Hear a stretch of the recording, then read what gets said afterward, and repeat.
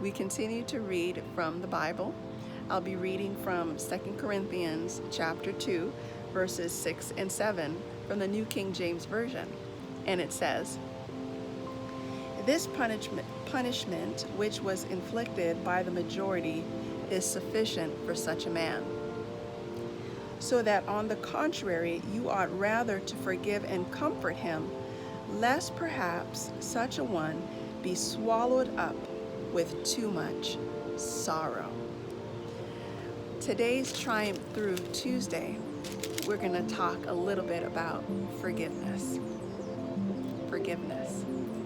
So, we don't exactly know the situation that was transpiring here that Paul was writing the Corinthians about over 2,000 years ago. Apparently something was going on among those who were believers in Christ, and it started to form the church there in Corinth. Somebody, a man, we don't know his name, caused some kind of offense, and word got around and reached Paul. It turns out that whatever he did must have been so grievous that the whole community, a lot of people, pretty much let him know that what he did was pretty wrong. But now word gets back to Paul, and he's urging them to do something that I think we find difficult at times, that is, to forgive. Isn't it something? We're living in a time of racial tensions where we seek reconciliation, where many people are offended for different kinds of reasons.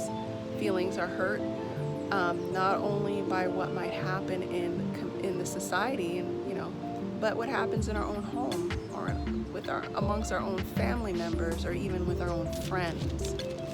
The question is, can we forgive? Well, the truth is we can, but only with God's help. Will we forgive? Paul gives a very interesting reason here that they should forgive the man. He says, "Lest perhaps such a one be swallowed up with too much sorrow." In verse 8 he says, "Therefore I urge you to reaffirm your love to him." Have you ever been the one who has caused the offense? Have you ever been the one to have been in the wrong and felt absolutely terrible about it?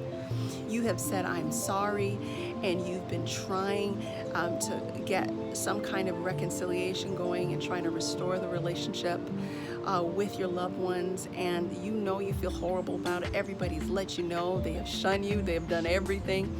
And you're at a point where, man, if somebody doesn't forgive me soon, you feel like you're going to be swallowed up with grief. And that kind of thing can be all-consuming. Well, Paul was warning that they should offer forgiveness to this offender, lest he be swallowed up with too much grief. The reality is, listen, we've all done something that has required someone else to forgive us. Let's remember that the next time somebody offends us and we think we shouldn't forgive them. It's hard.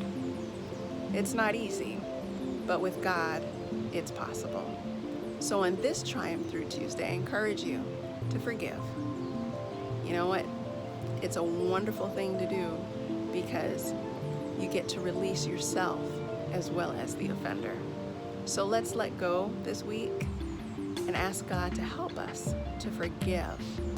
And why don't we triumph through together?